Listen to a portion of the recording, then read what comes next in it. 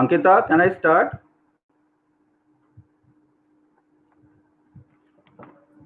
Yes, sir, you can start.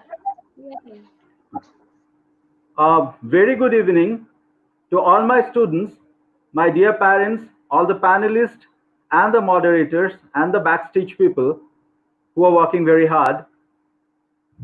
To all of you. With Positivity We Can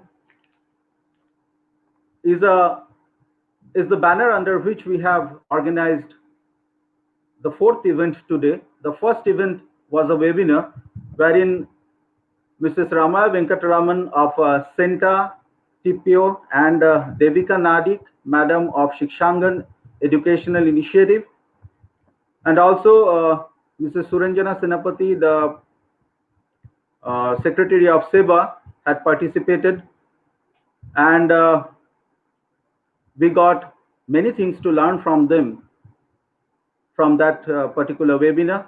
Next, followed by that webinar, was a storytelling session for our kiddos, the smallies of our schools, both in Guwahati and Kolhapur. The story was narrated by an international storyteller, Priyanka Chakraborty, and our kiddos really enjoyed that a lot. Followed by that, we had a national level online quizzing, and it was hosted by Samujal Bhomik. And the finals would be scheduled to be next Sunday. And today we have the fourth event under this banner, With Positivity We Can. And I'm particularly pleased to have Dr. Amarjyoti sir, because sir was my professor. He was our HOD when I was doing my master's in university.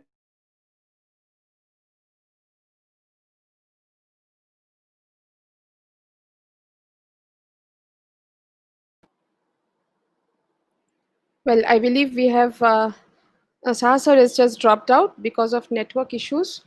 We'll just see if we can get him back at a later point of time, because he is extra excited today because today he has his guru in the studio, Amarjyoti Choudhury sir. Yes, Amarjyoti Choudhury sir has been guru to all of us here. So we are looking forward to this evening. So as Saha sir reiterated, there's a part of a digital campaign, With Positivity We Can. And we sincerely believe that yes, times are difficult, but what's the point in going on complaining about things which are not in control? Rather, let's change our perspective. Let's change the way of looking at things. And maybe, as I always keep on saying, thanks to coronavirus, we thought of hosting such a webinar where there is someone sitting in US, somebody in UK, the others in Guwahati at their own respective homes, and we come together to collaborate, to learn something from each other. I'm sure we'll be having a beautiful, engaging discussion today. Lots of questions in everyone's mind. So to start the evening, I would like to call upon my co-moderator, and my co-moderator is Dr. Sunandan Baruah. Yes, Sunandan, an alumni of Don Bosco High School, Guwahati, Cotton College, Guwahati, and he has later on, he went on to complete his Doctor of Engineering from Asian Institute of Management. He did his PhD in nanotechnology, passionate about that subject. He was in Uppsala University, Sweden.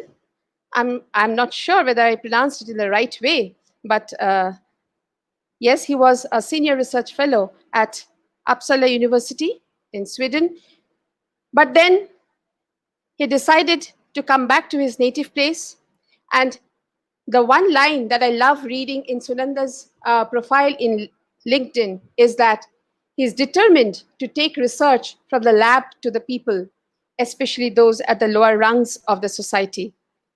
And with that note, I believe, or with that thought in mind, perhaps Sunandan came back to India and he has been associated with Assam Don Bosco University, and right now he is the Dean, Engineering and Technology, Assam Downtown University. Welcome, Sunandan. Together, I hope that we will be able to create some sort of learning, not only for us, but also for the audience around. It's a pleasure to have you, Sunandan. And apart from the formal introduction, needless to say, I would like to add that Sunandan and myself are batchmates and we studied together in Cotton College. So therefore, that itself is a collaboration of sorts today evening. Welcome, Sunandan. Over to you. Thank you so much, Mitra. Hope I am audible to all of you. Yes, you are. Okay, perfect. Yeah, so thanks again, Mitra, for the introduction. And it's a pleasure being here and talking to all of you on a very, very virtual platform. So like Mitra said, thanks to Corona, we are now meeting more often on a virtual platform. And it's a pleasure to be here this evening with such illustrious personalities, and we are looking forward to interacting with them, getting to know their opinions, their feelings. So personally, me also being an academician, we also were not really prepared for this abrupt change in the teaching pedagogy that came because of the Corona lockdown. And the best thing was that even though we were not prepared, that's what we thought, but the platforms were all ready for us because most of the universities had already started some online programs. So it was not difficult for us to quickly switch over from classroom contact teaching mode to a purely online mode. And of course, you youngsters, students, you people are amazing, as far as when it comes to using technology, you people are amazing. So it was not difficult to get the students on board, So it quickly, moved into the online platform very smoothly. But we'll discuss a lot about this. We'll get to know the opinions of our esteemed resource persons for today. So I'll take the responsibility of introducing the first speaker for today, Professor Amarjyoti Choudhury, sir. And I feel so privileged, so honored to be able to introduce someone who had always been an idol for me. All of you know, actually, I don't think Professor Amarjyoti Choudhury, sir, needs any introduction. But since I'm getting the opportunity, I would really like to make use of it. Well, what can you say? An educationist, scientist, actor, reciter, playwright, poet, novelist, orator. And yeah, of course, that introduction is so close to our hearts. I think he's one of the best quiz masters of Assam. Together with Professor Dilip Baruah sir, so many such quizzes we have attended where he was a quiz master, and we knew him since we were small kids. Currently, again, I'm honored to be working in the same university that he is leading at the moment. So he's the Vice Chancellor of Assam Downtown University, and I recently joined as the Dean of Faculty of Engineering and Technology. And it's an immense pleasure working with him. There's so much to learn from you, sir. Before this assignment, he was the Vice Chancellor of Guwahati University, Pro Vice Chancellor of Tezpur University, and of course, he held the C.V. Raman Chair of Applied Science at the University of Science and Technology, Meghalaya, where he was also the Vice Chancellor for some time. Well, I will say, Professor Choudhury sir is perhaps the best example of a human being who has both the sides of his brain equally developed to perfection, a scientist and an artist. If I have to keep on talking about him, maybe I'll not give any chance to the other people to talk. So I'll try to make it very short. But he did his graduation from Guwahati University, then moved on to Delhi University for his master's in physics, and his PhD, of course, from the reputed University of Oxford. And his teaching career goes on over many different institutions, starting from the Guwahati Engineering College to Cotton College to BITS Pilani, then of course Guwahati University and Tezpur University. And he was visiting faculty for the European Laboratory for Nonlinear Spectroscopy. This is in New Delhi. And apart from that, talking about his contributions in science, close to about 150 publications in highly acclaimed international, peer-reviewed journals. And I believe in one of his publications, he talked about the confocal macroscopy for the first time. That was, I think it was with Professor Shepard, his PhD guide. And of course, like I said, the other side of the brain. As a child actor, he had acted in 2 movies. We remember the movies. One was Mark Aru Morom, and the other one was Amargor. Innumerable number of poems he had composed, number of he had directed plays, and Sir, Assam will never forget the rendition of your self-composed poem when we lost our music maestro, Dr. Fen Hazarika. And of course, for those who haven't read his autobiography, please do it. It's called Rupantorot Moy. So many things I would want to keep on saying, but I know time is short. Mitra, excuse me for extending it so long. So now I'd like to request Amarjyoti Choudhury sir, who has been into academics for so many decades now. He has seen so many different teaching pedagogies coming in, so many different transitions. To hear from you, sir, your thoughts on the education scenario in India during COVID and maybe post-COVID. I'll hand over to you, sir. Many thanks to Sunandan Saha, Mitra Saha, and also Dr. Sunandan Baruah for the kind introduction. And I'm very glad to be a part of the initiative, Positivity We Can. Today's theme of discussion is education in the times of pandemic COVID-19. That is the theme. Now, in order to appreciate that, we need to go back and see what was education like in earlier times. In earlier times, we all know education was completed or done mostly in the open, as in the cases of ancient sages of India in the Gurukul tradition, or as Socrates did in his ventures in the market, where he used to carry out his programs of teaching, learning through series of questioning.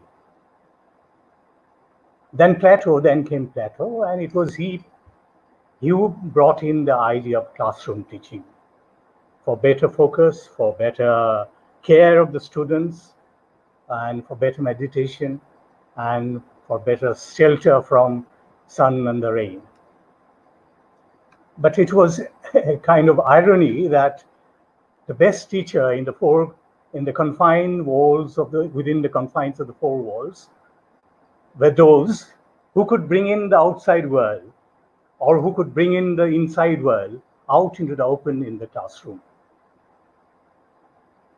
So bringing the outside world into the classroom was what was needed at all points of time in providing better education.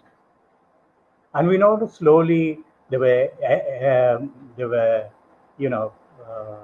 aids to the education. I still remember that when we were in class 4 or 5, one of our teacher brought a gramophone to our classroom to make us listen to one piece of music which was in connection with what he was teaching. And that was a kind of sensation. So slowly, we have seen that aids to education or teaching learning system came. For example, to radio came, then televisions were also part of some kind of teaching at one point of time. Then came the digital world and computers, and we had and whenever we used to talk about teaching, we always used to talk about digital boards, classrooms.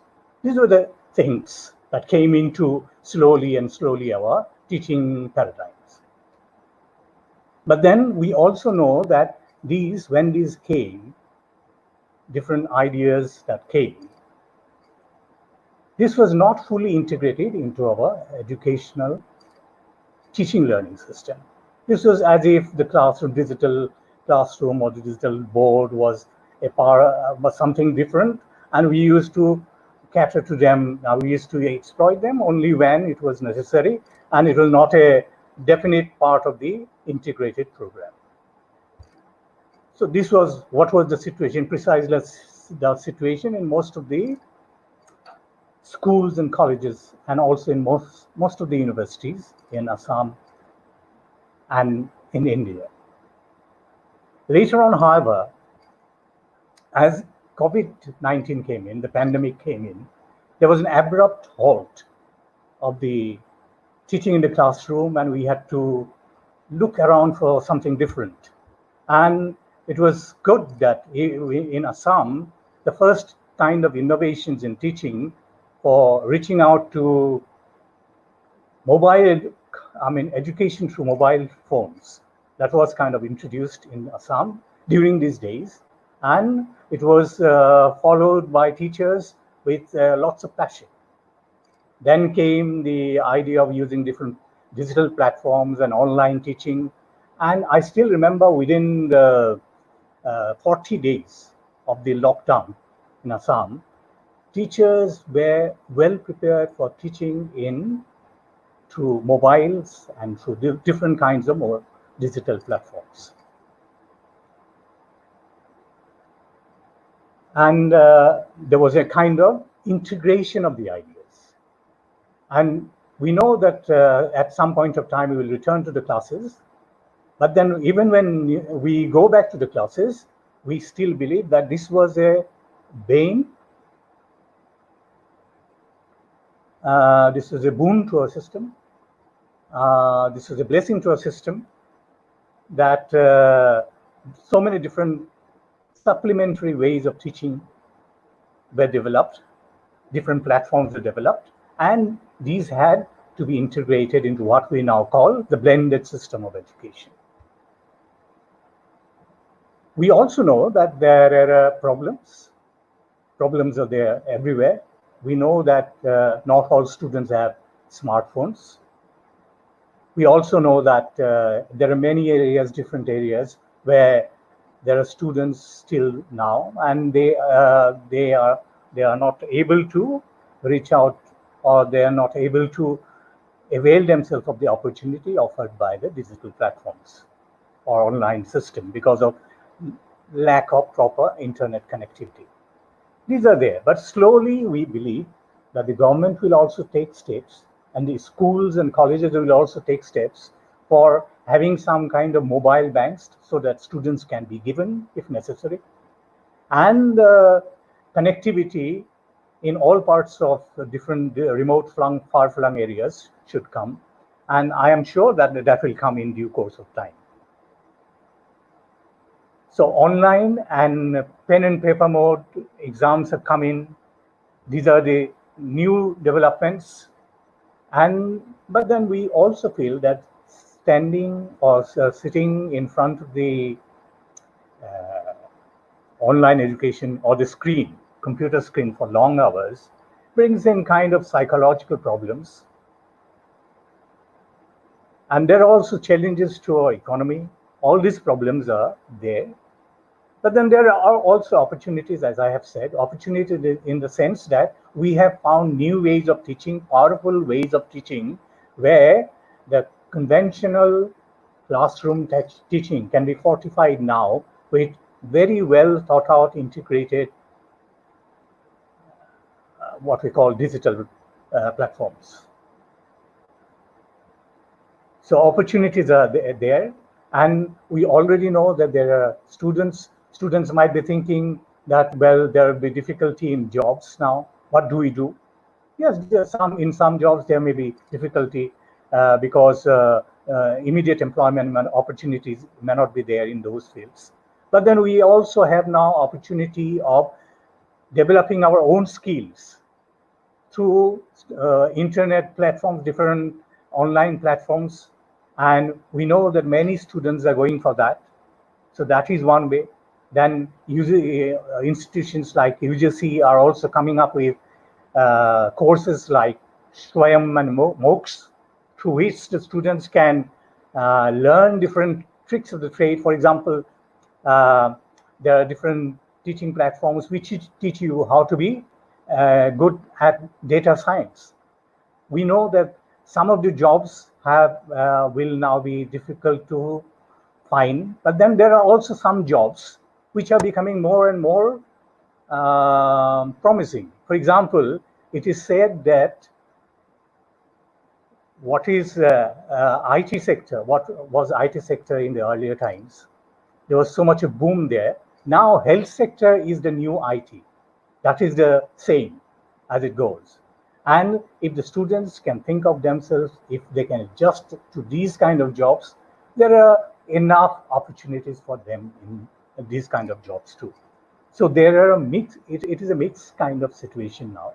Every kind of pandemic or disaster brings with it different sorts of problem, disasters, but then it also brings in opportunities. And we have seen there are many new opportunities, doors are opening, and that's why we are very glad that this has happened, and we hope that in future our this method of teaching will be further fortified, and also our students will be able to take help of these situations by slowly taking up jobs or slowly taking up ideas which are coming in different platforms like health sector or and also in IT. So these are the new areas, also in the robotics. These are the new areas where new ideas are coming, new opportunities are coming. So I request our students to think of availing of these opportunities and not to get scared by what we see because of the COVID-19 situation. Yes, this is scary, but then we can look beyond. We already know that the ideas of vaccines are coming from the universities. So students can think of discovering something new, inventing something new, and also finding new jobs. This is a new idea, and venturing into new jobs. That is what I will tell them. That yes, there are problems, there are clouds, but there are silver linings too. Thank you. I would like to end here.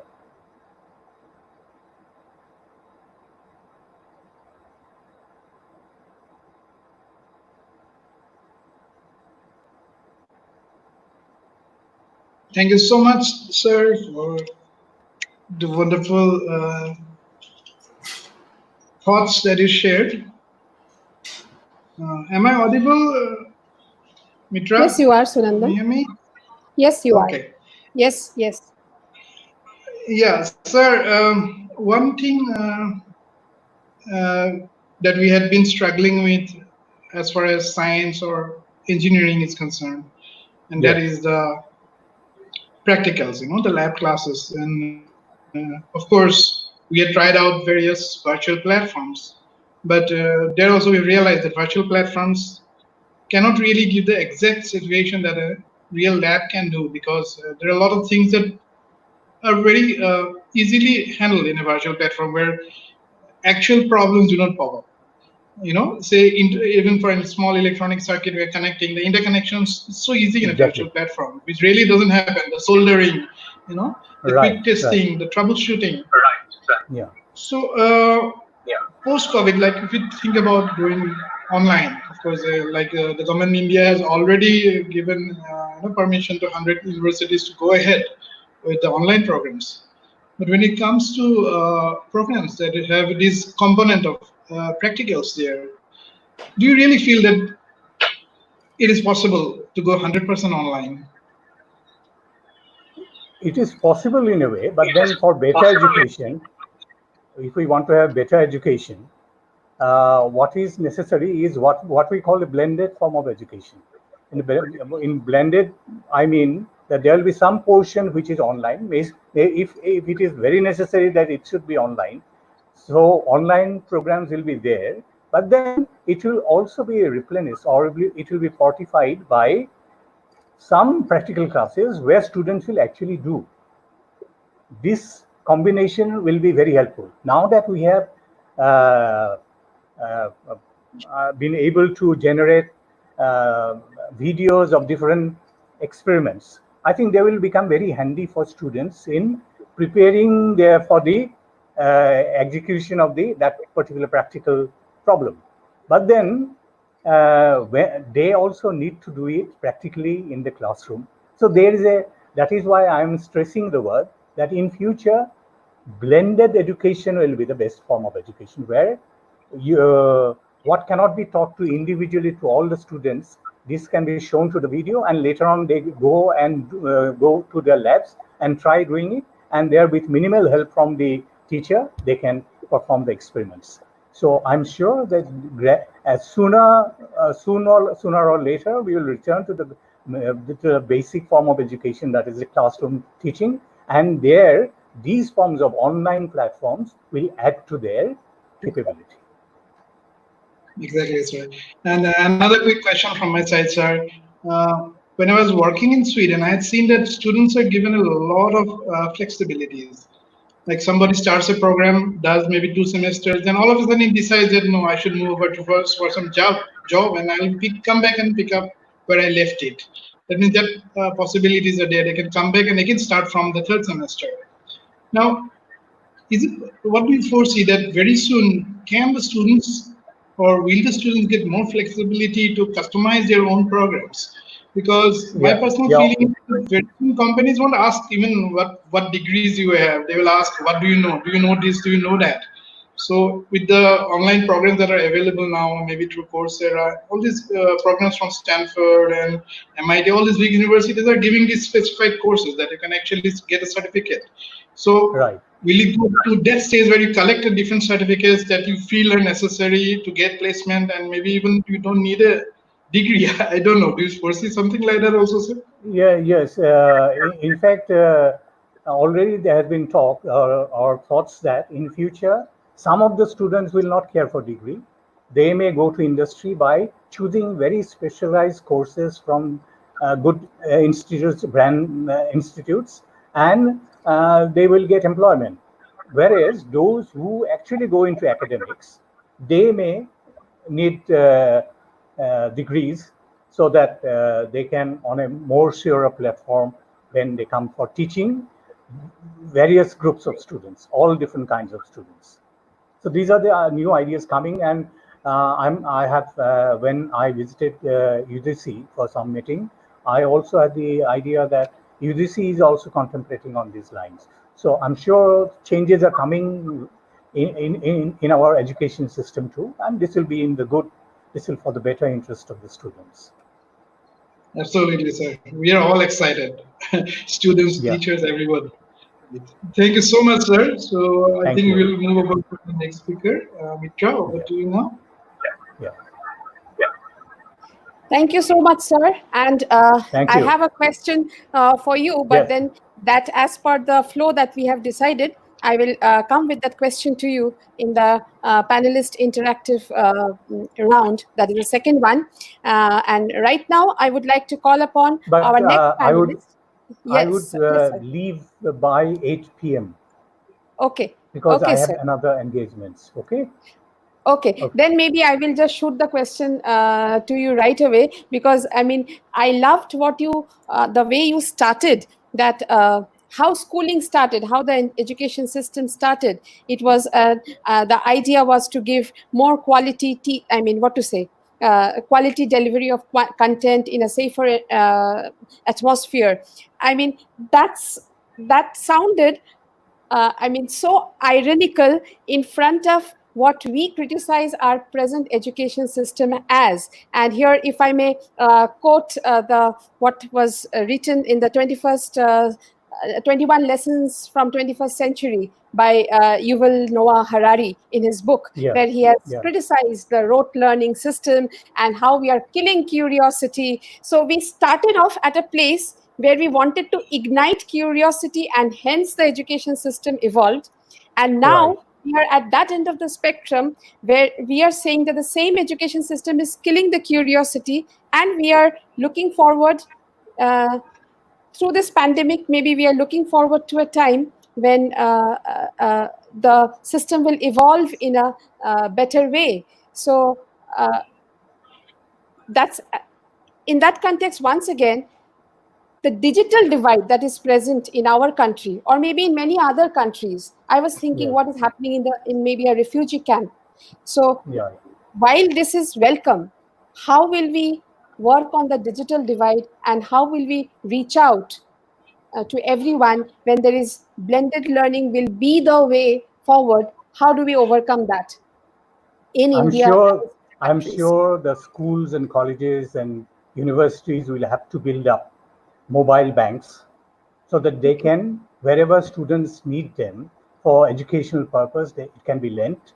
And also the government must do a rethinking on covering each remote part of India, each remote part of Assam, by well thought out connectivity programs, so that this will also be specifically advantageous for bringing new ways of development. When you talk about development, you need to constantly be in touch with those areas. And so if they develop connectivity, it will be in the interest of everything. So that is why I would urge the government to think of connectivity as a priority program in the coming days. Right. But I believe we still have certain doubts in that regard, because just before sitting for this session, I was reading a newspaper article of where it quoted a mother from some remote area of Philippines saying that probably this year they will not be able to send their daughter to school because blended learning comes at a cost. Probably the cost is not covered the way it is covered in a government school right now. So what kind of changes should we bring about as a policy decision or from the administrative? I have seen that even in private schools and private colleges, there are already arrangements are being made so that digital platforms can be provided to students who are really needy. And I'm sure this trend will decide in future which of the colleges, which of the schools that will stay on course. True. Otherwise, students will not choose them. Absolutely, yes. So that's a big takeaway for us educators, that we have to remain relevant. We have to ensure that our reach out is 100%, our penetration is 100%. Absolutely. Yes, wonderful. Absolutely. Yeah, and the mobile bank, I loved that term that you used. Yes, me too. Now from book banks, we move over to mobile banks. That reminded me of the hole in the wall concept that became very popular to again trigger curiosity. Yeah, right. So maybe some creative thoughts like that would show us the way forward. Sir, Right. it was wonderful listening to you. Thank you. Thank you so much. Maybe there will be the other panelists also would like to ask you a few things. And now let me take the privilege of introducing to everyone our second panelist. And today we have the second panelist that we have is from United Kingdom. He's sitting right there away, thousands of miles away in United Kingdom. Welcome, Phil. A hi from India. a hi from Guwahati, a hi from Kolhapur. So it's my pleasure to introduce Phi Green. Phil is the International Education and Training Specialist with the University of Southampton. He is currently Director of International and Army Programs at Southampton Education School. He has worked for the university since 2012 after serving for 20 years in the British Army. And I believe that's a, very glamorous add to your profile. Phil has spent his I don't look old enough, do I? working in various professional educational contexts. He has held many senior managerial posts within military education. His experience includes work in cross-cultural training and operational environments, including managing sensitive and high-impact defense projects in Northern Ireland, Colombia, Iraq, Kuwait, Brunei, and Singapore. He has planned and led expeditions for military personnel, including to Namibia, Malaysia, Peru, and Vietnam. He has advised senior Ministry of Defense officials at home and abroad on military training matters and has established and run partnership with universities in the Northern and Southern hemispheres to design and deliver master's level programs. He currently acts as an external training consultant to UK's Royal College of Defence Studies. He has undertaken a number of high-profile research projects and has delivered training courses in South America, the Middle East, the Far East, and of course, 2 years here in Guwahati in Assam. And that is how I happen to know Phil, where I had the opportunity to be mentored by him in a workshop hosted by Modern English School, Kahelipara. So Phil, your keynote address on the current educational COVID-19 crisis and the effects on the future of education in the UK. Sir spoke about what we are doing in India. You add to the variety of today's discussion by enlightening us and letting us know how you're dealing with it in your country. Over to you, Phil. Thanks, Mitra. Hello, everyone. It's a real honour and privilege actually to be speaking to you today. It's still this afternoon here. You can see the sun shining. I visited Assam twice for the last 2 summers. It looks like this year I will have to make do with a virtual visit, but it's lovely to see some familiar faces.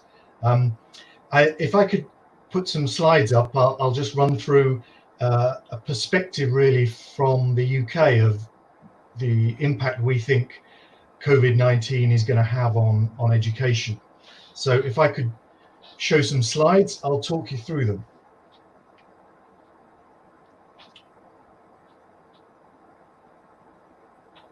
I'm sharing the slides. Yeah, Ankita will help us through sharing the slides.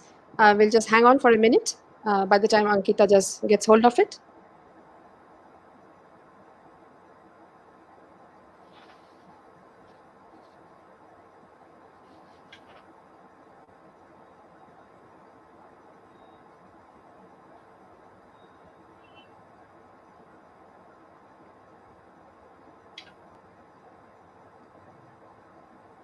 That looks good. Thank you, lovely. That's great. I can see that clearly. I hope everyone watching can see that. So what I'm going to do for the next sort of 12 to 15 minutes is talk through the current COVID crisis and the impact on education, particular to the UK, but I think you're going to see so many parallels to other countries and to India in particular. So I hope this is of use to go through.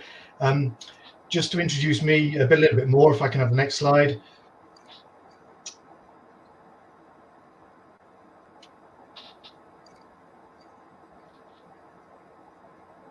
Next slide. Oh, okay. Right, so what I'm going to talk about then, I'm going to start with just a very quick summary of the current situation in the UK education system, both from school through to university.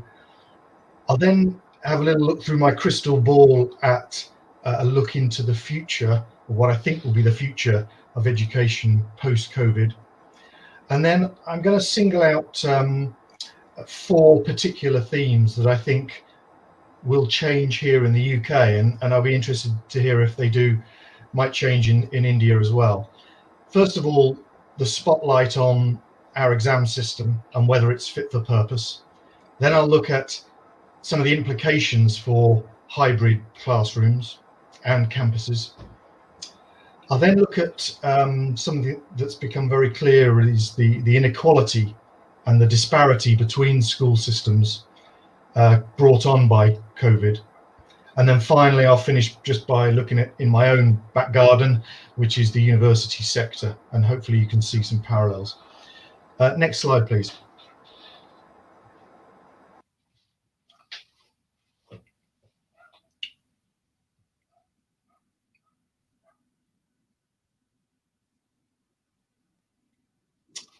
Okay, so I know everywhere in the globe is different at the moment, in different stages of lockdown. So I thought I'd just sort of make clear where we are at the moment in the UK.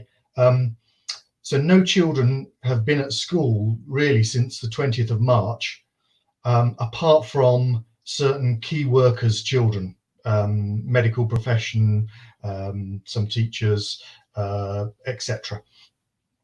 And very early on, bearing in mind our school year finishes in the summer, in July, a decision was taken that there would be no public exams in the UK this summer, which is a major decision. So no exams at 16 GCSE and no exams at 18 for our A-level students hoping to get to university, which is a major initiative. And all exams will be replaced by a combination of predicted grades from teachers that are moderated regionally and nationally to check that schools aren't inflating grades. Okay.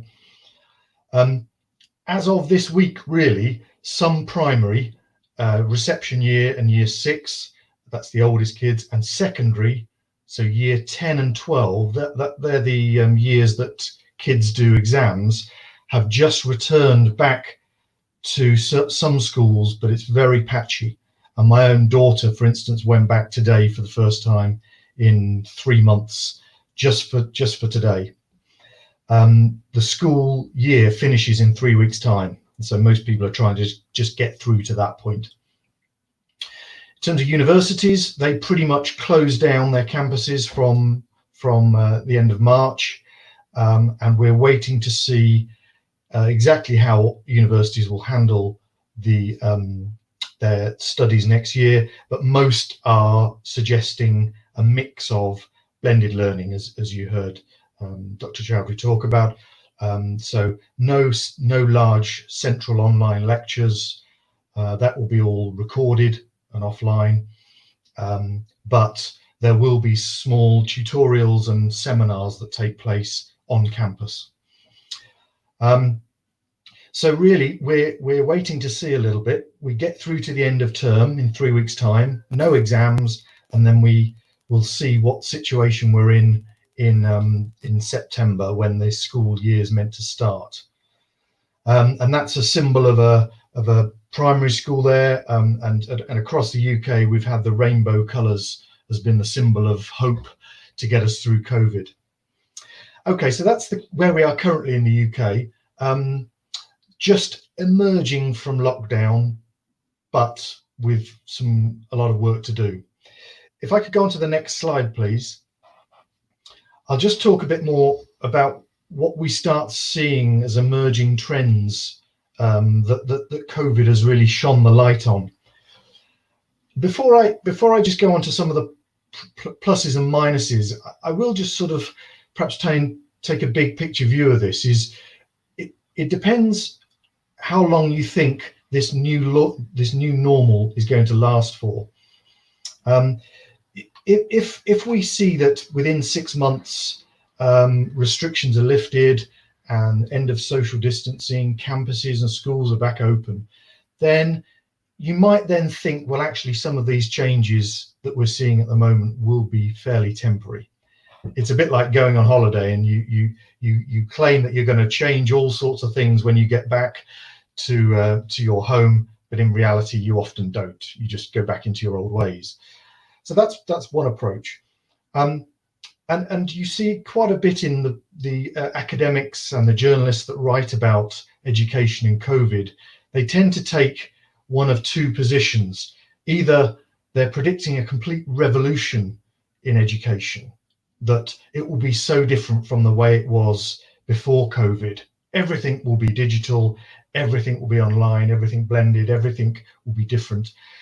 Or people just go back and say, well, actually, maybe nothing will change. We'll just go back to the way we were. I think I probably sit somewhere in the middle of that, and that some things will change forever. Many things won't. It's useful to just think of some of the positives and some of the negatives that perhaps have come from this COVID crisis. In terms of the negatives, I mean, there's no doubt that there's been a significant impact. We're already noticing it in the UK of children being isolated from teachers and from their friends, and the effect that that has on their general mental health and well-being. And we're starting to notice that. Secondly, there's been a very, very clear evidence that the gap between the best schools and the worst schools has widened enormously, and I'll say a bit more about that later. It worries me that there's less social learning that goes on.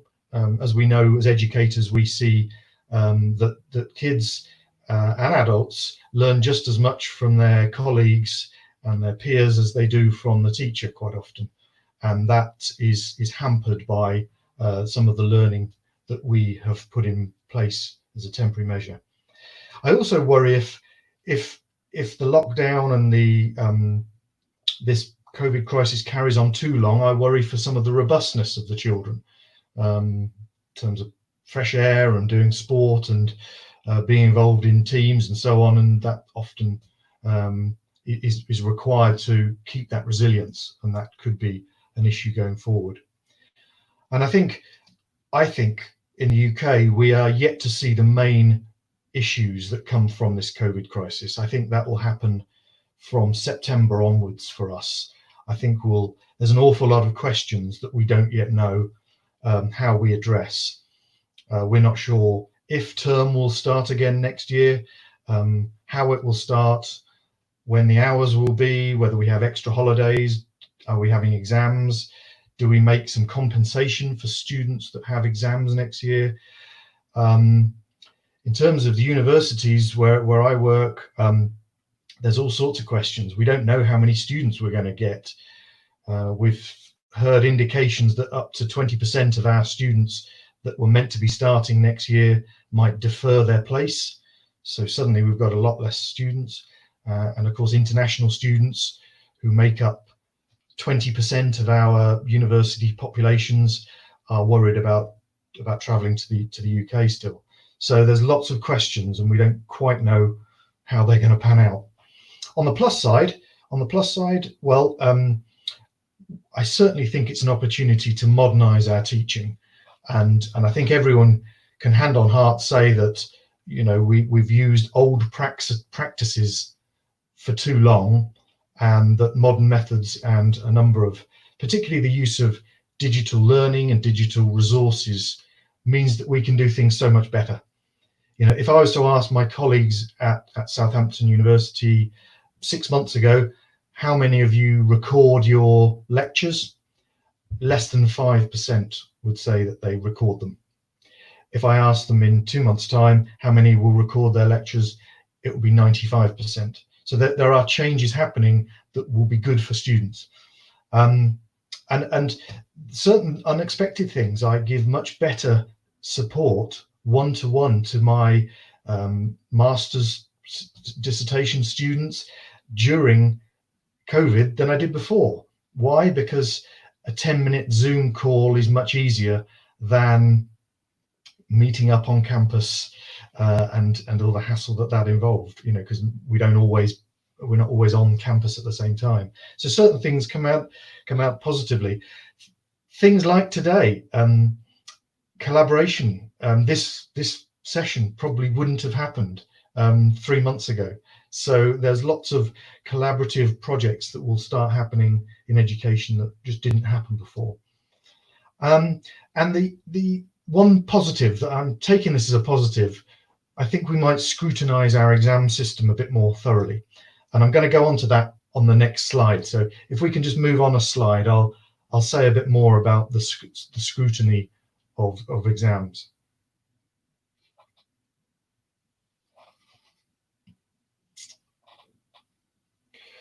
Okay, so I mean, this might seem a bit controversial, but I fully believe, after seeing 30 years of our education system, that what we've got now currently in the UK isn't what we want. It's not a system that's fit for purpose.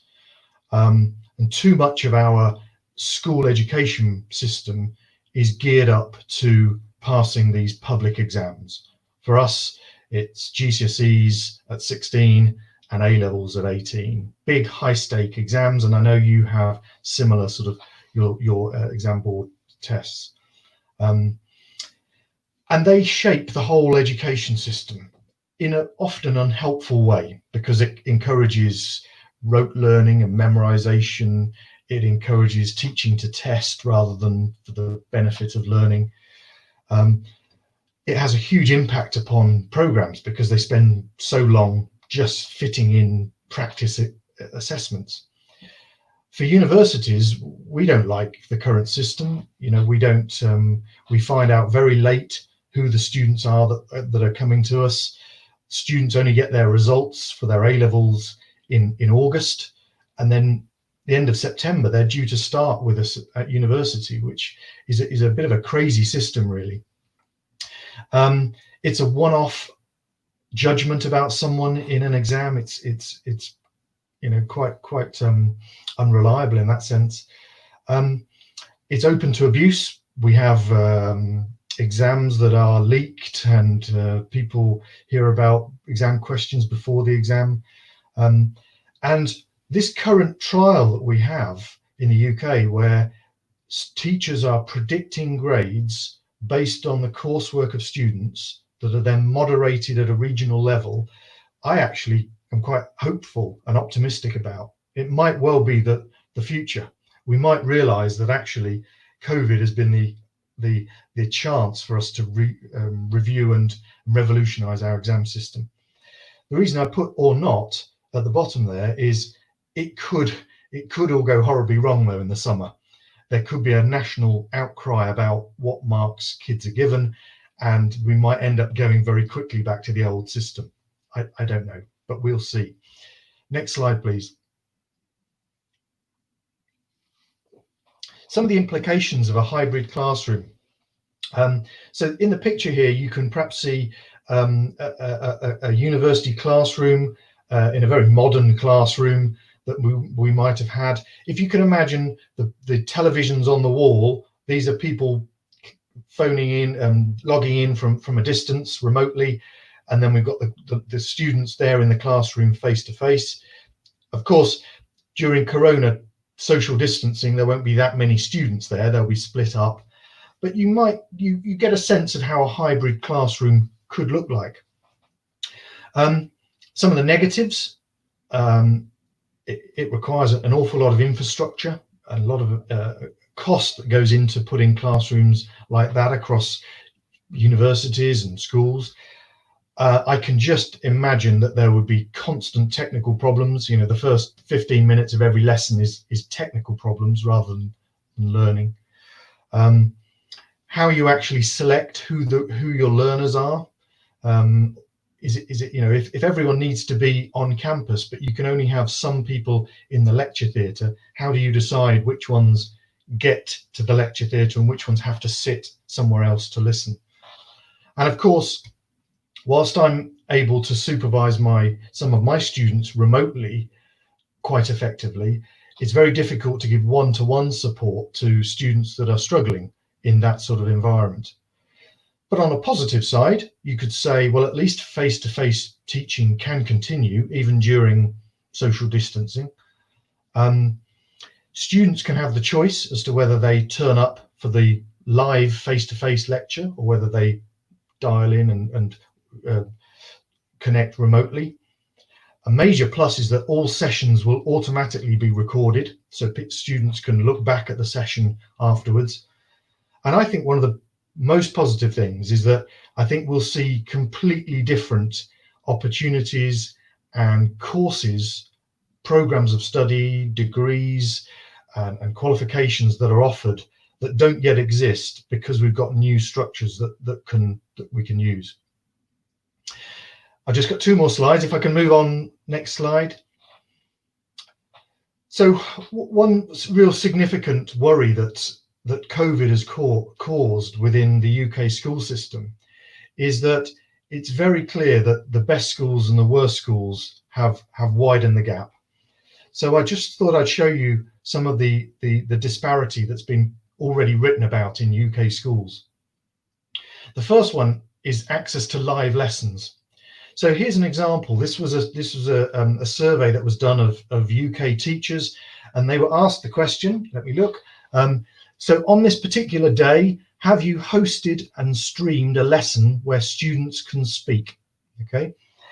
And interestingly enough, if I just look at the secondary teachers' responses, 74% of private schools, 74% of teachers in private schools said that they had conducted streamed live lessons that day. In comparison, only 6% said that in state schools, i.e. your government schools. 74 to 6%. That's the sort of level of difference. So in terms of access to lessons, the teaching that goes on, even just access to the internet that we heard mentioned our last speaker. In the UK, we reckon that only 25% of kids have access to the internet and or a means of doing so, like a laptop. Okay, 1 in 4 kids don't have access to the internet at all. And whether they have space to concentrate and study, whether they have a bedroom that they can listen to their lectures, etc., whether they have parental support. And I thought this was really interesting. This was from a recent report done, it was only put out last week, from the National Foundation for Educational Research in the UK, and it said that of the average day of 11 to 18-year-olds in the UK, the average per day work was 2.5 hours of schoolwork per day, 2.5 hours. But most worryingly, that 20%, 1 in 5 kids will do 0, and a fairly similar amount, 17%, will do more than 4 hours. Okay, so you're seeing that a fifth will do nothing and almost a fifth will do more than 4 hours. Really worrying. Next slide, please. And just to finish on, I'll just touch upon what I think might be some of the impact upon that we're starting maybe to see in the UK university sector. I'll be interested in questions to hear if this might apply in India. There seems little doubt that some UK universities will have to close because they won't survive. They can't sustain the overheads, and the shrinking numbers of students will reduce their income, and some will fall by the wayside. I think we might start seeing an increase in regionalisation.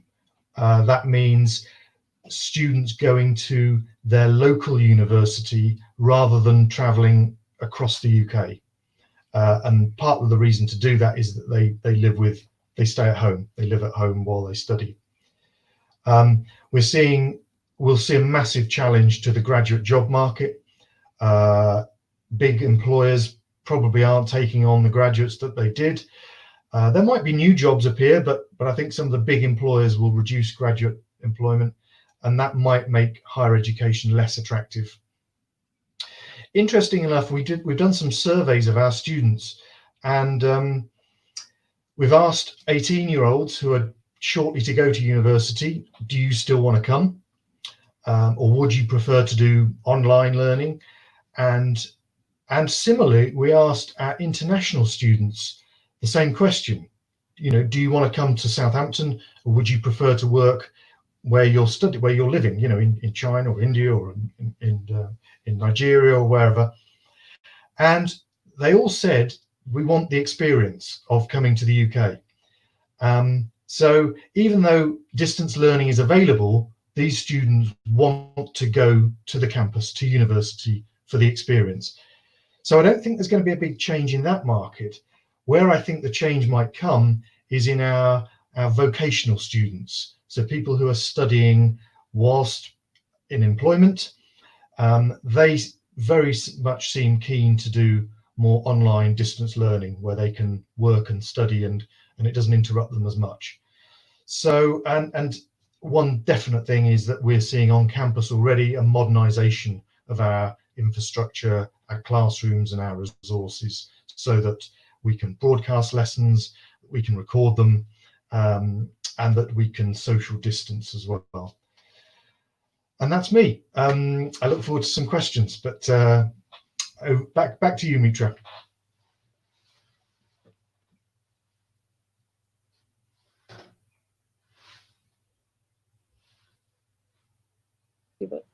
Am I audible now? Yeah, great. Hello? Yeah, okay. Phil, that was absolutely a pleasure hearing the perspective that you brought in, and you beautifully covered all the points. And there were actually questions that I was supposed to ask you, but you have already given the answers. And the hybrid curriculum and what the campuses are going to look like in terms of foreign students. And the survey said it all.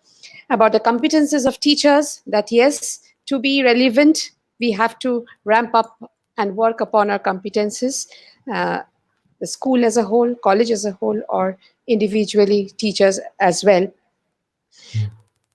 One thing that I would like to know from you is quickly is, Phil, how do you think the concept of unschooling will catch up post the pandemic? Because I believe that was a concept brought in by Holt, who's harped on that quotation maybe of George Bernard Shaw, which says that it should be the child in pursuit of knowledge and not knowledge in pursuit of child, which is happening in our classroom. And unschooling is the answer, where maybe the child would be the pursuit of, child will be in the pursuit of knowledge. So therefore, do you think unschooling will be, or homeschooling, whether you say homeschooling or whether you say unschooling, will that be, will that catch up as a trend? And will we see more and more students opting for that in the near future? What's your take? Interesting. If you'd have asked me that 3 months ago, I might have said that there was perhaps a growing trend towards a desire for homeschooling. If you asked me now, and I can speak as a parent and know many parents, no, homeschooling is completely out. The kids need to go back to school, and I say that slightly jokingly, but I think one of the things it's realized is how important social interaction in a school environment is. That's the first one.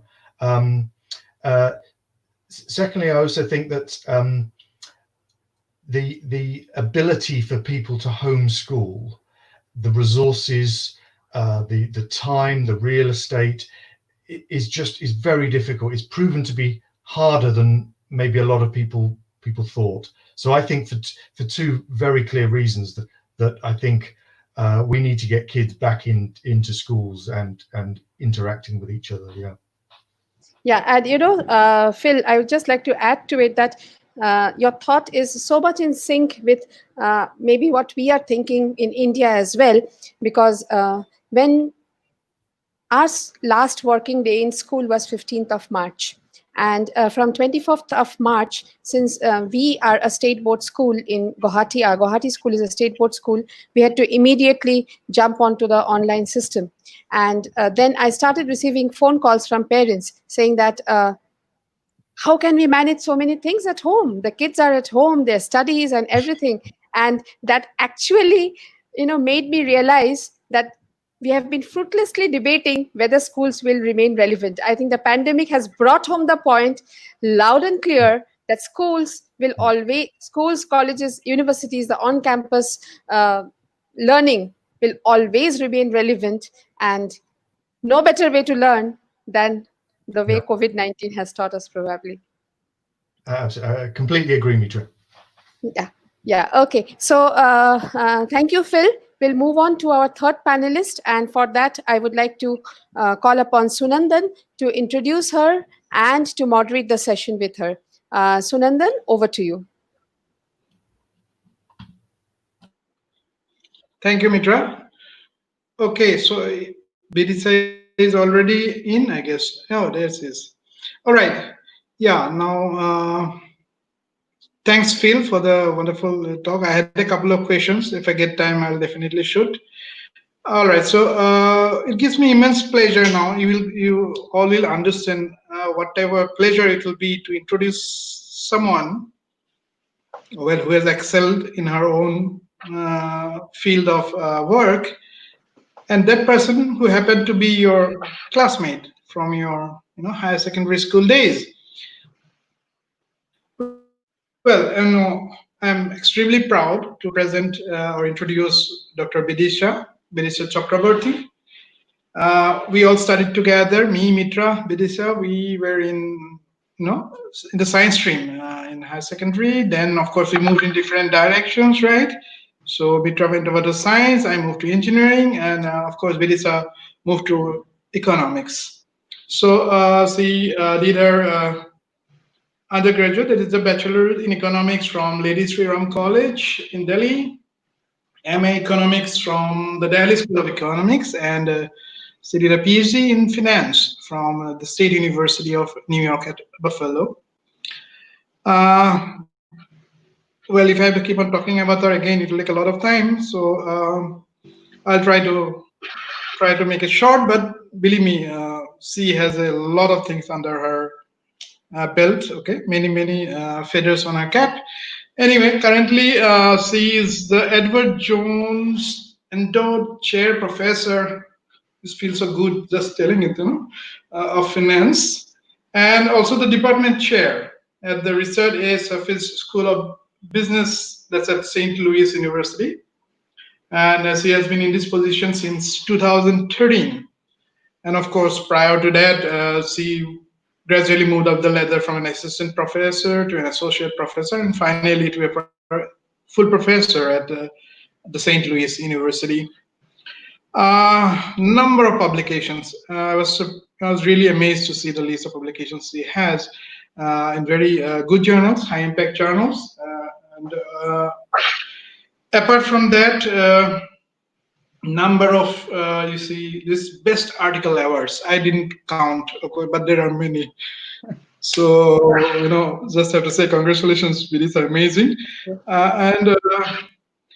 Well, she also held some editorial positions off and on for different journals, and she was a senior editor, I think, in Decisions in Science of Journal, and of course, she had some short stints, teaching stints also in Boeing, the Boeing Institute of International Business, I think, yes, right, and also at State University of New York in Buffalo, and also involved in community activities, something we share, I think, it's in our genes, I guess, all of us. Anyway, so she also is involved in a number of community activities, financial literature teaching at the ERDCC prisons. So she is involved in, you could say, what do you call this? Incarceration is the correct word, I think. That's she was working with women prisoners when released. Yeah. So amazing work is going on, doing a lot of volunteering, financial advising for Let's Start. That's an organization that helps these women who have just been released from prison, and many other activities. Volunteer consultant for Housing First, that's I think during the first time of the closure crisis. And well, many more things, but I think we are already running short of time. So I'll just now hand over the stage to Bidisha, because we're all expecting to know what she has to say. And of course, I have a lot of questions also if we get time. So over to you, Bidisha. Thank you. Thank you, Sunandan, and for that wonderful introduction. I think you remember more things I did than I do. So that was very gracious of you.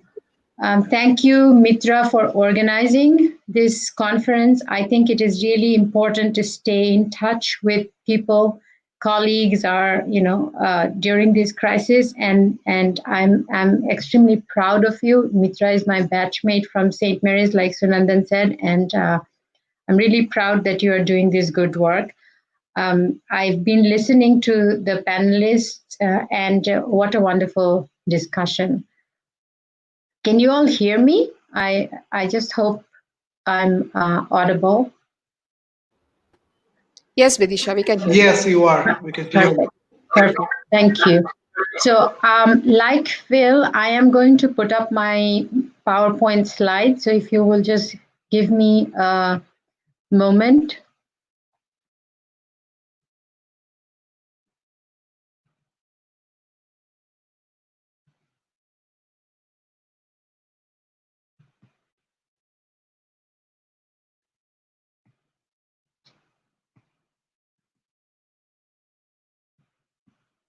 Do you see the slides? Hello? No, Bidisha. Yes, right now we see. Yes, you can go full screen now. Yeah. Okay. Yeah. So I'm currently doing some work for the SEC here, so I have to just give you a quick disclaimer that all the views I express today are my own personal ones and not for any organizations that I consult with. So with that, let me just quickly go over what I wanted to say today. So I wanted to start with a quote. Bidisha, can I come in? Yeah, sure. If you could just make your slides full screen, that would give better visibility to the viewers. Is this showing full screen now? Yes, yes, yes. Thank Perfect. you. Great. So I wanted to start with a quotation. You know, we Indians are very fond of quoting other people. And although I've been in this country for close to 22, 23 years, I still have that trait. So Einstein said, education is what remains when we've forgotten everything that goes on in schools. So seeing as we are not going back to our schools for the last several months, I'm quite hopeful that a lot of education is now going to remain with us because we are not in schools. But although I'm partly kidding about this, I think I want to start this talk with some positive message. All our speakers have pointed out that what we are doing today, meeting digitally across cultures and continents, we never used to think about doing these. The technologies were there, we were there, we knew each other, but we never thought about doing these things before. And now that we are in the middle of a crisis, we have suddenly, realized that there are opportunities here. So I want to talk a little bit about the opportunities during this talk, but I don't want to minimize that we are in a new normal. We are not doing things, the way we used to do, and that is, there are many challenges to that. I want to read out a few numbers to illustrate the magnitude of the problem, and then I want to conclude with some of the possibilities in this new normal. Now, some of these may be repetitive because you've heard from, thinking individuals who are in this business. So many things, I'm not surprised, are going to be quite common across these various panel talks. So very quickly, what are some of the things of the new normal? For students, they are trying to learn online. They're sitting at home. I really want to emphasize that as adults, those of us that are listening in as adults, please remember that they have no personal interaction with their friends and their teachers, which used to be a big part of their lives. In fact, students used to spend more of their waking hours with their friends and teachers and less with their parents. And that big part of their life has become different now. So we should all recognize that. As faculty, we are teaching online. Many of us did not used to teach online before. I can tell you personally that because I do most of my work is research, I used to not even think about these alternative forms of teaching. I would go in and teach one class 2 days a week and be done with it. And most of my work was doing research. And so all of this is new, very new for me. In research work, the collaborations with co-authors have become remote. I used to, if you looked at my CV like Sunandan did, you will see that I have been traveling to all kinds of countries all over the world, mostly to present my research at other universities and think tanks. And I would meet my co-authors in person, and I can't do that now. And I don't know when it can happen. So those are some of the new changes that faculty are facing, students are facing. I'm not going to talk too much about testing and evaluation. Phil covered that in good detail, but this is a major part of what we have to think about. How do we assess student learning when the learning is different and the test-taking environments are different? So those are some of the things we all have to think about. When we are talking about, can we come to campus, can we do this or not? Let's just go down to the basics. What are we required to do now if we want to gather in big classrooms or university settings? We're required to wear face masks in public. I don't know how much pushback you're getting in India about that, but in the US, including the US president, you may have seen, people do not want to wear face masks, and that is a problem. We're supposed to do social distancing, stay 6 feet apart. How many classrooms are there which can accommodate 40 people with 6 feet distance between students? Very few. That would require an auditorium, and most schools don't have, multiple or dozens of auditorium. I'm in a couple of committees which are thinking about how we can do this online or face-to-face learning in fall. And we were thinking that we have to stretch out the school day because we have to sanitize classrooms in between classes for those classes that are small and can meet, in person. We are supposed to do frequent hand washing, and that sort of poses a logistical challenge because you don't want people to gather at the water fountains, but at the same time, you're asking everyone to kind of do frequent hand washing. These are very small, minor things, but if we don't think about these, as I'm going to point out later, we may have big challenges. So if those of us that are actually also working in administration, trying to open up schools or in my case, the university, these are some real things we are thinking about is what are the logistical things we need to do differently. And I think for people who run institutions like Mitra, those are going to be challenges. Now, if we just widen out from the US to see how big this problem really is, I'm going to give you just a few numbers which came out in March and April from the World Bank and the UN. Turns out 1.6 billion children are out of school. That's 1.6 billion who were enrolled in schools and are not going back, which is 80% of the world's school children. This is spread across all countries, so it is not a problem. Sometimes we have problems which are isolated to a particular part of the world or a particular economy. This is sort of an equal opportunity thing. It has happened to most countries. Initial wave of research that came out, were health research on COVID, which said children are not affected by this disease, which is true. In a medical sense, children have the lowest rate of fatalities from the COVID-19. But children are one of the biggest groups that are going to suffer from this pandemic because children are slipping into poverty as a result of not being able to go to school because they're missing out on school lunches. And that is not just in the developing economies, although there the problem is bigger. Even in the US, there is a big discussion going on about how can we keep on doing the school lunches, because there are poor children for whom that was the biggest, most nutritious meal of the day. So those are some things all of us need to think about. Is right now what is happening to the population that is affected, the population that as educators we serve. We can have I think we can have a bigger discussion about what campuses will look like and what hybrid technologies we're going to do and so on.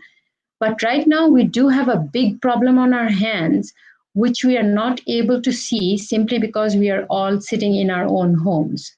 So what can we do? I want to talk about a few things that we can do right now. And I think right now, the foremost thing we should do is to think about health, physical and mental health. If we do not have a healthy group of children, having hybrid classrooms and flipped classrooms and so on is not going to serve anyone very well. So if you're a parent, if you're an educator, please insist that your children should be wearing masks in public. It is not a small matter. There are many children who are scared and frightened, and they think that wearing a mask means they've got a disease. Talk to mental health professionals, physical health professionals, and they'll tell you that this is something important. Impress on your children that they should frequently wash their hands, they should avoid large gatherings, and extremely importantly, even if you're at home, exercise. I'm having my boys do that. My boys have been at home away from their school since March, and have a structure to your day. Wake up in the morning, get dressed, get to wherever you sit down and work. Have some ways of staying in touch with your friends. That's for adults. That's especially important for children. Make sure your children stay in touch with their friends so there's not too much of a departure for them for their regular routine. And lastly, I will tell you this. We all have to make sure to proactively practice kindness. We are in a sort of different, isolated world. And I'm really grateful to Sunandan that he brought up that I actually volunteer to teach in prisons. And it's a separate story, but what I hear from mental health professionals in prisons where people are put together, they're stuck. They're not voluntarily, a little bit like how we are right now. And having some exercise and practicing kindness is really, really important to keeping a sane mental outlook. So as educators, what are some practical steps we can take? I would say check in with your students. I know that students are graduating and going home, and in the summer, you don't have any business getting in touch with your students until they come back in fall. But that is not what we should be doing right now. I'm writing an email to the class that graduated in May. I just asked them, how are you? And you'll be surprised what you'll hear. People will send you pictures of birds that they have clicked when they went on a walk. And it's really interesting that if you offer to connect, people will connect with you. The next thing is find out the resource requirements from students. We are all jumping online and going online. How many students actually have the ability to go online? Do they have a laptop? Do they have internet connection? So let's not assume that people have things and then put them in an embarrassing position of having to come back and say, well, I actually don't have this, because it's embarrassing to say that we don't have something. So instead of making assumptions, why not just send out a survey and say, what are the things you have? Talk about students' family circumstances. There are some students who have really good family support. There are others who don't, and if you don't make them feel safe and comfortable to be able to tell you that they actually don't have a space to do work, or, they don't have parents who can supervise their work, you'll never know. You'll make some assumptions based on which you'll think you've done a great job with your hybrid and flipped classrooms, and those are not working for anyone, or at least the ones who don't have the resources. Of course, we should all take time to learn online teaching tools, but we have to think more creatively. People in less resource countries I have read are even sending letters to the kids, some teachers who go above and beyond. So think about what platforms your students have, and then use those instead of thinking about what do I have and let me use that, because we have to always think about our clientele. That's the perspective from which our thinking should be. In the US, we are doing a lot of Panopto videos and Zoom classrooms and all sorts of technology things. So those of you that have that and your students have that, great. But think about asynchronous teaching. You could record all your lectures and put them in an easily accessible position, and then use the face-to-face time with your students online to talk about those, so that students who learn at different paces, maybe online is they have poor connectivity. They take a long time to see the same video that others can watch quickly. Think about those. We all know about flipped classrooms. I'm not going to talk about that. One good thing to do is give students project work so that they can actually collaborate with other students. Now, of course, we have to make sure that there are resources that students have to do that. But instead of putting up a lecture and saying everybody should watch this, why not say that you need to contact one of your classmates and the two of you can do this together? That gives them a reason to get in touch with their friends and have a little more social interaction in today's day. Parents, I would say, help structure your students' day. So don't just let it be an unstructured time. Check with schools on what resources they require your students to have. Have open lines of communication with teachers. Find out their expectations and then help your students fulfill those. Take some time to help your child learn those online platforms that the schools are putting up. And I think the most important thing is talk to the children, especially for the smaller children. You probably don't even know how much affected they are or how scared they are that their lives have changed. So I would say if there's one thing you'll do as a parent, talk to your child every day, give them a safe space in which they can talk to you about how they are feeling. Some of the emerging trends very quickly, it's, online education was already on the rise. Probably COVID has gotten us to a pivot point. None of us have a crystal ball, so we don't know if it is going to be like how Phil said, we go on a holiday, decide to change, but then we come back and don't change. So it could be that, or it could be a permanent change. Either way, position your organization to take advantage of this trend. As an economist, I know a lot about the first movers advantage.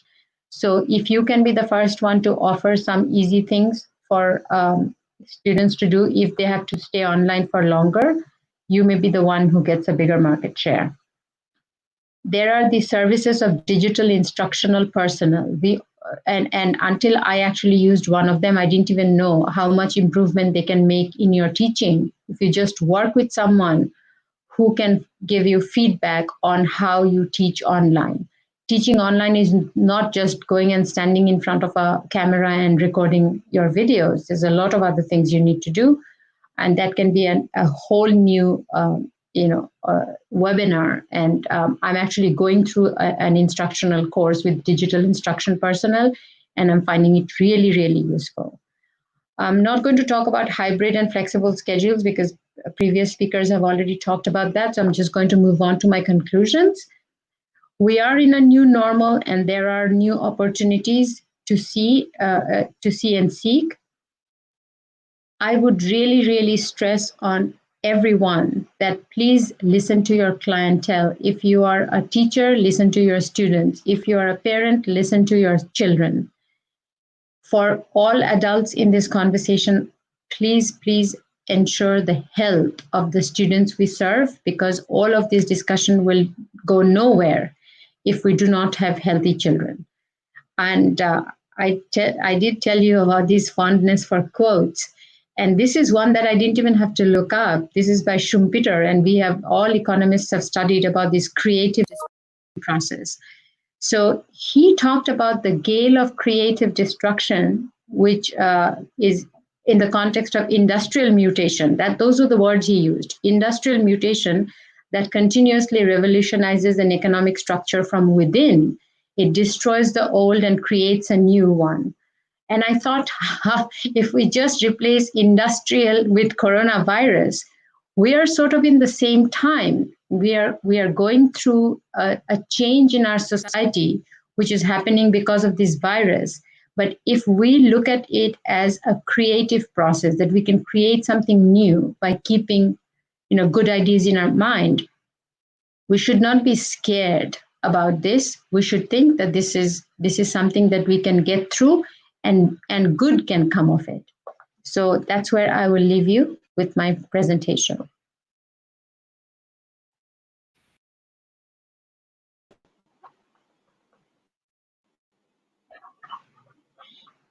Thank you, Bidisha. Thank you so much for your insights on the current scenario as far as education is concerned. And I must say, I was really, impressed when you said that practice kindness, and that is something we have to learn to do it. That's amazing. And I was actually remember discussing with Mitra once, and we sort of actually had a laugh when we say that, you can say pre-COVID, just a couple of months back, we were telling the parents that please give more time to your, words to your children. And at the same time, we were telling the students, the young kids, that don't use the screen too much, stay away from the screen, don't use your laptop, computers. And look at the situation now with COVID. The parents have enough time to give to their words, and the words we are asking them to use the computer and mobile phones too much. But anyway, that's a scenario that happened because of COVID. But it's amazing how this quick transformation had happened, and of course we'll have to be prepared to move ahead with COVID. We cannot really think that COVID will vanish all of a sudden. No. So we really need to prepare ourselves and be we have to adapt to the changes that we need. But of course, in a country like India, which Amarjyoti Choudhury sir also say that we may have the situation where most of the students may not have the facilities that are needed for a complete digital transformation to the education. I think already crossed the time that was we planned out for 8:30, right, Mitra? So what do you suggest? Well, what I would suggest is, first we have a guest for the Q&A round who has joined us from Maharashtra. So we will definitely take his question. And if schedule of Phil and Bidisha permits, and if you could just hang on for 10-12 minutes, we can take a few audience question as well. So we can cut short our interaction. So Phil and Bidisha, please feel free to let us know where you stand as per your timetable right now, your schedule. I know, Bidisha, you have just started your day there. It's 10:08, and I have my next call at 10:30, so I do have about 15 minutes. Okay. Okay. Same for me, Mitra. Same for me. Okay. 10-15 minutes. Okay. So just quickly, I will before I call in Dhananjay to ask the question, Bidisha, one insight. First and foremost, it gave me goosebumps to realize that the girl with whom we sat, the two girls who sat together one day on a high school bench, are today digitally connected and are speaking on certain, having a meaningful conversation. So that was an emotional high for me. Secondly, one thing that you continuously stressed upon is, please don't focus on what you have as resources. Focus on what your clientele has as resources. Yeah. And in this context, in a school like ours, and many schools in India, of course, for that matter, there are students, I have students in my school where maybe per class, I have 2-3 students who do not have an access to a smartphone. So, and I really do not know how to help them out. A phone call does not help in studies as such. any idea or anything, any insight that you could provide us how we could help these children? Because government can go to radios, can go to a television channel and utilize it to broadcast some lessons. But as a school, what kind of solution do we provide? Uh, I mean, we are more harping on the asynchronous way, which you reiterated, and we are doing that. But then for somebody who does not have any device as such, Yeah. So how do we help them? yes. So first of all, it might be surprising to you that I also have one student who is in that position, because he went off to a vacation in some island in Michigan. So he didn't leave the country, but he was vacationing in Michigan when everything shut down. He didn't bring his laptop with him, and then there was no domestic travel. So he actually called me on the phone and he said, you are doing all these Zoom and Panopto videos and I can't connect.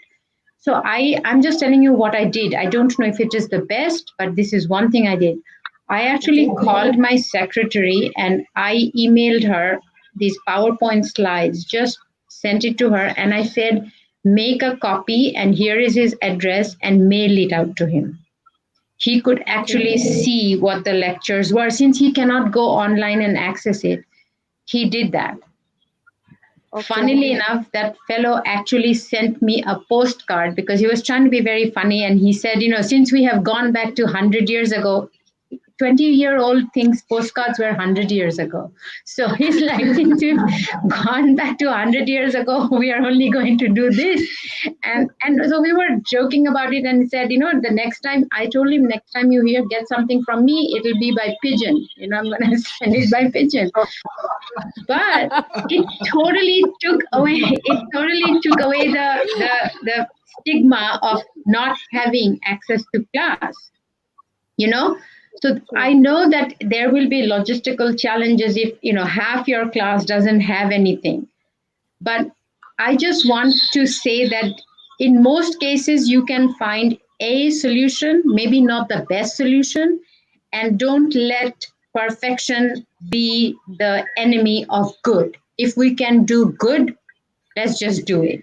We will think about what's the perfect solution at a later date. But right now we have a lot of kids in a lot of, so that's what I did. I mean, this is really my experience, that I actually sent out a packet of papers. Okay, fine. Something similar, we had conducted a test and they did not have access to the question paper. So therefore, similarly, our office staff, they took out the printouts. We asked her to come and said, okay, now you go home, make the child sit for the test and come back to us. But then everyday lessons, how we could manage? I don't know. Yeah, everyday lesson. Yeah, but that's the point is, if we just think about it from some other person's point of view, we may come across some solution, not the best solution, but not doing anything is really not an option. I think, what is not being spoken about in these times is the enormous amount of stress that children are under, because they don't tell us. We are more vocal about stuff and they don't, they're always used to us telling them what to do this, don't do that, whatever. So they almost put up with a lot of dictates from us. And I have realized that, in these times, we really should provide them a space to voice their opinions. Great. Wonderful. Sunandan, keeping in mind the time, and there are a few questions that are getting posted, which are good ones. But prior to take that question, should we just call in Dhananjay, sir, who is waiting in our back room? I think you should, yeah. Please go ahead. Okay. Okay, the question from the audience is highlighted, and that's from Pankaj. Phil, that's for you.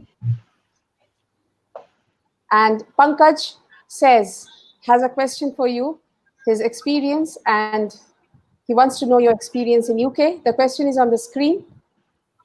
I believe you are able to Can you see that? Yeah, I can see that. I was just mulling over my answer, and I'm perhaps not best placed to comment on primary school students, partly because I don't work at a primary school, and partly my children are grown up a bit too much now. I think I probably I probably agree with Pankaj that there needs to be a sort of learner competency level that's required to make the most out of an online experience.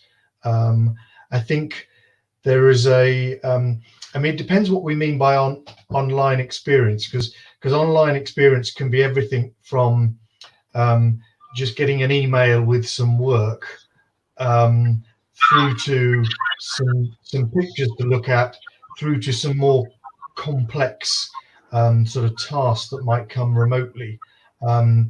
So I think to fully exploit the range of online learning, kids generally start getting better at it as they get older, and that probably carries on through into the teen years, I suspect. It's my gut reaction.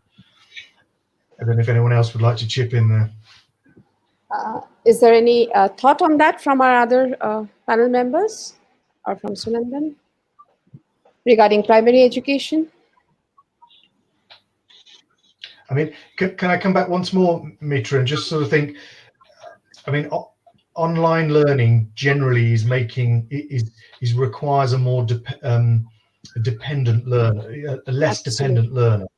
Absolutely, exactly. So as people become more independent, they're more able to get the most out of online learning, and that's probably where we start seeing children, as they get older, as they're becoming more independent, making more and exploiting the online resources. True. And you know what? Okay, lovely to hear from you then. Even in our last webinar, that is a point that finally came out, that where we focused entirely on school education, that self-regulated learners. Now, we as teachers, as educators, as parents, should focus on grooming our learners to become self-regulated, because the situation demands that, and that is the way. And self-regulated learner will not happen all of a sudden. We have to create the opportunity, and we have to actually groom them to become self-regulated learners. And you exactly voiced the same opinion when you answered this question. Anyways, Sunandan, I'm moving on to Dhananjay sir, who has been in the... Yes, please do, because we don't have much time. Yeah. Yes. So Dhananjay sir, if you could unmute yourself. Dhananjay sir is joining us from Maharashtra. He's Associate Professor, Department of English, Government Vidarbha Institute of Science and Humanities, Amravati, Maharashtra, and my ex-colleague once upon a time in Mumbai. Dhananjay sir, over to you. Thank you, Mitra. And I am very much happy for the presentations of all the panelists. And my question is to Phi Green, as he has said in his presentation about the lacunas in examination system.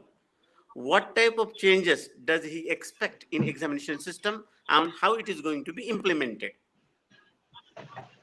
Am I audible? Yes, you are. Yeah. What type of changes do you want in examination? Yeah, I mean, this is a tricky one, and I do appreciate that there is a practical solution, practical answers, but generally what I see as some of the faults of the education system seem to be geared around assessment. So, I personally think that the assessing students over a longer period of time by people that see them more often, that is moderated externally, but without massive national exams that are high pressure, high stakes, could be the way forward, could be an opportunity. And we have about 10 years ago in the UK, we moved far more towards assessing coursework. And then about 2010, 2011, change of government changed the direction back to high pressure, high stakes exams.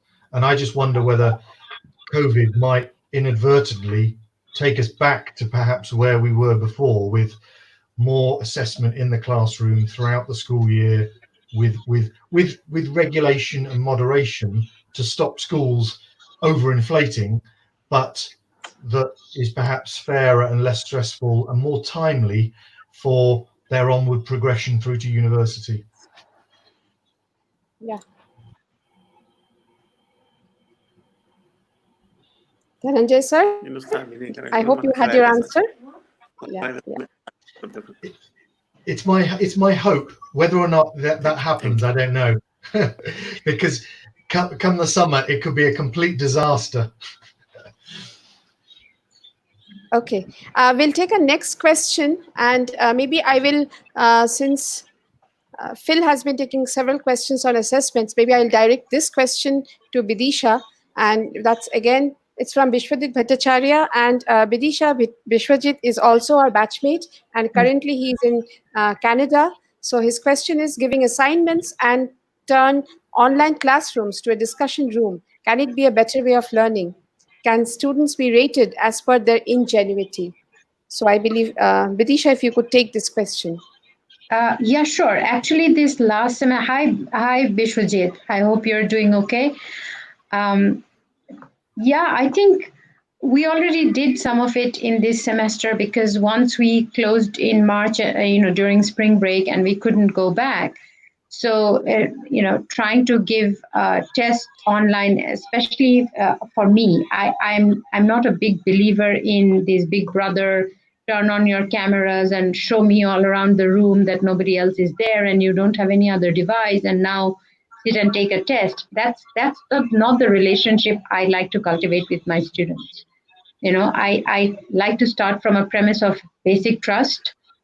So I thought that it was my job to design questions so that I don't have to be Big Brother. So I just moved all the tests to project work. So I teach a risk assessment class now. Obviously, I'm not talking about kids. I'm talking about like adults who are doing a fairly sophisticated course. So they do risk assessment of a hedge portfolio of bonds.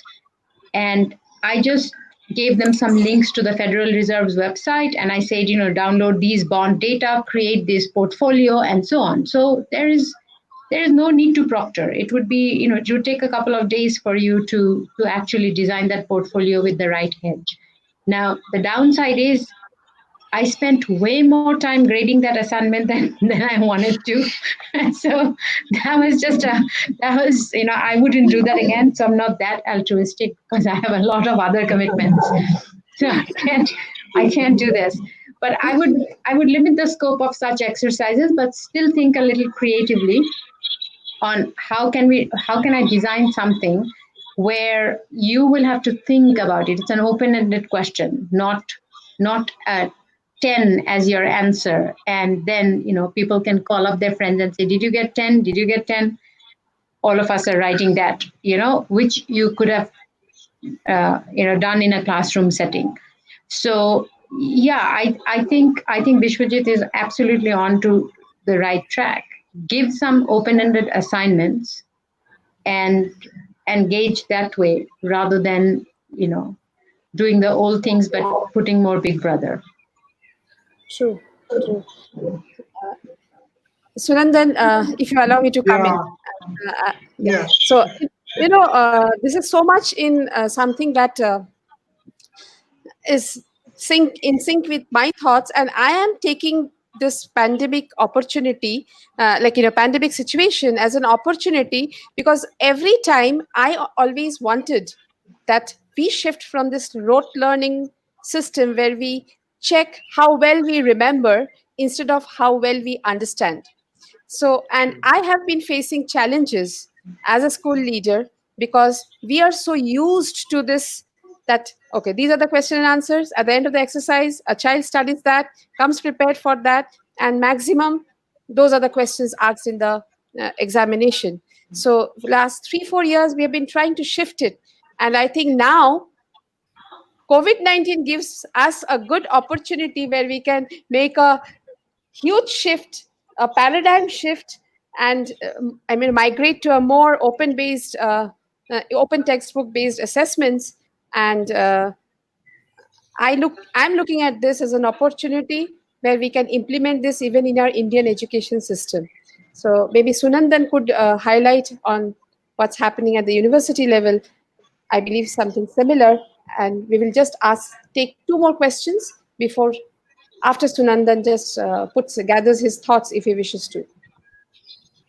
Yeah, actually, I see quite a few questions for Bidisha there. I don't know if you can tackle all of them, but yeah, going at the university level, the biggest problem we are facing at the moment. I mean, the classes are going on absolutely fine. We have even explored possibilities of using virtual labs for our labs, and these are going quite okay. The biggest problem we have is the grading system, and our university actually we came up with our own platform for conducting online exams, and then all of a sudden we're contacting the students trying to get to know what is their internet speed and everything. Of course, some students take advantage of that and they say, oh, we've got very poor internet. But anyway, to solve that problem, we even came up with our own app so that we don't really need a very high bandwidth. And yesterday we tested, we had a mock test, and it was amazing to see 96% of the students, actually with a total of, I think we took about 1,400 students, so 96% of them could actually take the mock test. And I think this is very much possible now with the way that we're thinking. But of course, the examination system has to be there, because we are giving up all multiple choice questions for these, which is difficult when it comes to programs like engineering. But anyway, we'll have to find out some possibilities for that also. So I don't know if Sumita Sarma is also joining us. Is she? No, Sumita will not be able to join us. She is held up with certain things. We will take the audience questions. Yeah, so there is one from Madhusri Das for Bidisha. Could you highlight on mental well-being and stress management due to overuse of gadgets by the children? The question is there on the screen. Yeah, I can see the question. I am going to just put on my parent hat. I have two boys, and my husband works in a video game company, and so you can so you can imagine gadgets are just a huge problem in our home, because my husband gets these free points to give out to people. My husband designs large scale computer, like he's a computer scientist. He designs large scale gaming platforms. So he has nothing to do with the games. But he has all these points that he has to distribute every year to whoever. And my boys have been begging him. And so anyway, I'm not going to reveal family secrets here, but it's an issue in our home. So what we have a few things that we have done. A is, you have to have a structure. Those of you that have children, you know that you have to have a structure. So you have to wake up, even if you don't have class, you have to wake up at this time. We've actually printed out the schedules for both our boys we've stuck them with Scotch tape on our walls. So they exactly know at what time they can do what. And we have built-in game time into that. So it's not like we are these depriving parents who are just controlling our kids. But we have game times which are very limited. And then we have a few extras built in, like, if you have done so many worksheets instead of so many worksheets, then you can earn a little bit more. So on sort of a reward system. What tends to happen with kids in households where both parents are working, and our family friends are all, both parents are working. So sometimes we get so busy with our work that we kind of don't have the time to supervise our kids, which is when they'll just take out their devices and start playing and so on. And in these days, when all their schooling is also on screen, and then you have more device time and so on, it's really not very healthy. As a human being, it is not very healthy if all your waking hours are pretty much spent on screen, right? So for Madhusri also, I don't know where you live and what how much you can go out. But we live in a subdivision, and we have a big golf course right next to us. So there's just no one next to us. We go out on a walk every day. We kind of make this, because physical health and mental health are related. You really cannot let your children sit at home the whole day. And even if you face some pushback, you have to do it, and you have to show them that you are also doing it. I mean, I like nothing more than sitting whole day in my office and working. But we can't allow ourselves to do this now. Right. I think we'll quickly take the last question. Bidisha, does your time allow? Yeah, sure. Yeah. Just last one. This is amazing. Huh? We crossed 30 minutes, but still you see the enthusiasm. I think we can take it from Karishma Hazarika. Yeah. So Karishma, she is a teacher with our school, St. Vivekananda English Academy. And I believe she wants to know a little more on the aspect that you've already highlighted, that as teachers, given the fact that social health is not really at a high. Yes. How do we as teachers, work more towards the mental health of our children and keep them in a, good frame of mind? Yes. So this is specifically for Karishma. Do you have an email list of all the children that come to your school? Like, is there a way to contact them on WhatsApp or email or something? Because if you do, and not just Karishma, I applaud you for thinking about this, but I think for all teachers, it is really, really important to reach out to the children when they're least expecting to hear from their teachers. If they just get an email or a text, or however you get in touch with them saying, hey, how are you? How are you doing? That's all you have to do. I'm not proposing time-consuming stuff. All I'm doing is just saying, reach out. We are all first human beings. Then we are teachers and students and researchers and everything else. But we are first and foremost human beings. If you just reach out and say, hey, how are you doing? You'll be surprised. Many of them will not say anything to you, and that's perfectly all right. Maybe they're playing video games. They don't care about you. So that's okay. But there may be one or two for whom this is actually a really good helpline that you have reached them out or reached out to them. So I think just start with the very basics, and you can take it from there. You've joined this profession because you care about somebody else's betterment. Wonderful. That's what we've done. So we have to just remember that's our profession. We are here so that we can help children, younger people. And at this time, the first step I would say is just reach out and contact your students any way you can and say that, if you want to talk about something, whatever, I'm here. Absolutely. Wonderful. So, Sunandan, what's the way forward? There's one question I do not know. I think we have already spoken quite a lot about this. On this topic, Spoken about the schedule, the at home, the parenting hat. So therefore, this question I believe is already answered. So I think we can draw a close to today's program.